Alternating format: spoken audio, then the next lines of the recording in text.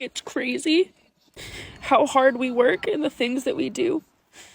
And we're in such a hole. Prices rise, and people blame capitalism. It seemed like the landlords, the utility companies, and the streaming services is all jumping us at one time, and we is losing. So politicians promise to make things more affordable. I'm asking Congress to cap credit card interest rates. I'll freeze the rent every year that I'm in office. Free markets are on the ropes now. And it's really important that people step back, look at economic history. Economist Donald J argues in this new book that free markets triumph if government mostly leaves them alone. But increasingly, government doesn't. The triumph of economic freedom. Economic freedom is losing. Republicans and Democrats are voting against it. Right, but when you look at history, you see that when economic freedom is allowed to flourish, it does triumph. It does. The American economy has left other countries in the dust. Some politicians once acknowledged that. Thanks to capitalism, life is better for the vast majority of Americans today than it's ever been. But now most politicians won't leave capitalism alone. Republicans say we need tariffs. Democrats want to tax the rich more. Making billionaires pay their fair share. Neither idea works, says Boudreaux. The more we abandon free markets, the more we move away from free markets, the worse things become. As we should have learned from the Great Depression. Lengthening bread lines, and a whole new class of citizens appears in American society. The new poor. Today we're told capitalism caused that until government saved America. A new deal for the American people. FDR saved America. He created government programs that pulled us out of the Depression. Well, he created government programs, all right, but they did not pull us out of the Depression. Unemployment in the 1930s never was below 10%. When farmers complained about low prices, FDR blamed an oversupply of food.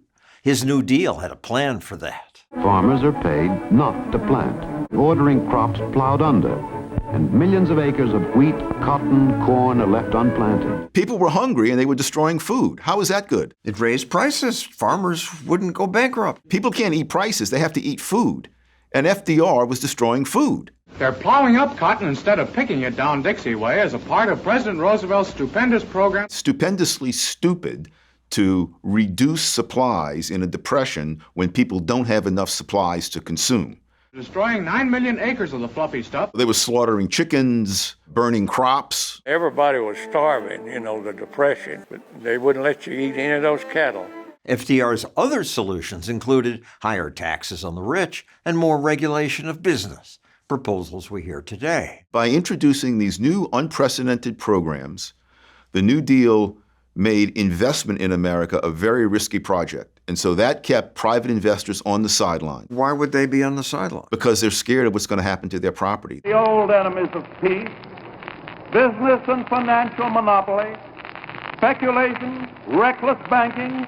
FDR is out on the hustings criticizing business people and blaming business people for all that ails America. Those same business people were saying, well, okay, I'm not going to trust my property to you. They are unanimous in their hate for me, and I welcome their hatred. Government officials who are responsible for the Great Depression, blaming businesses for the evils that were wreaked on the American economy by those same politicians. A united America declares war on Japan. Some say what finally ended the Depression was America entering World War II.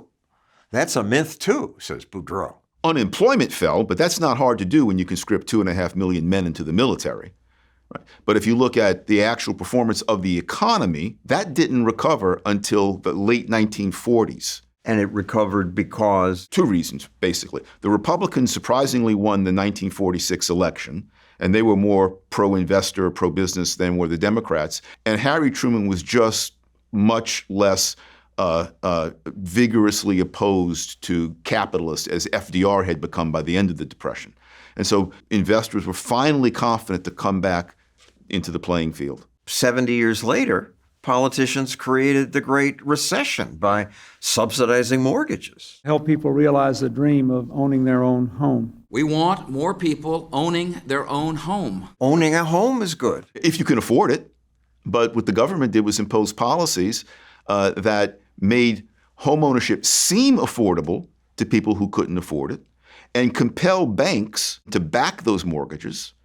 But these were mortgages being pushed on people who really couldn't afford them. And so when things went down, when things went south, you had this huge calamity in the financial system. Falling home prices and rising unemployment. Politicians blame the new crisis on an unregulated free market.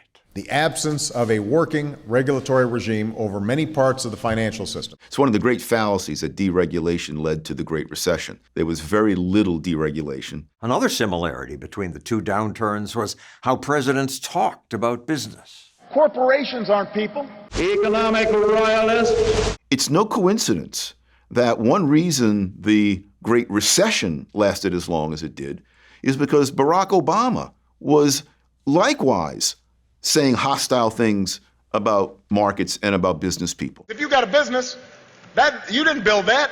Those negative words from the White House kept investors on the sidelines, kept unemployment higher than it would otherwise have been. It wasn't just talk. There were policies to match. We expanded unemployment benefits, a measure that's already made a difference in the lives of 12 million Americans. Yeah, well, it did. It kept them unemployed for a lot longer. Because of all these programs? Yeah, because people were being paid not to work. So have people learned from history? No. Today, people again claim capitalism is the problem. You can't complain about these prices being high and then say that you're a free market capitalist. It's really just the effect of corporate capitalism. They don't know what they're talking about. They should read my and Phil Graham's book because we explain that free markets in the past have worked pretty well and that the government solutions to whatever problems existed actually made things worse. Free markets do work if politicians will just let them. If we don't learn from history, we're bound to make the same mistakes. And that's why we make these videos. If you'd like to help us keep doing that, please click there.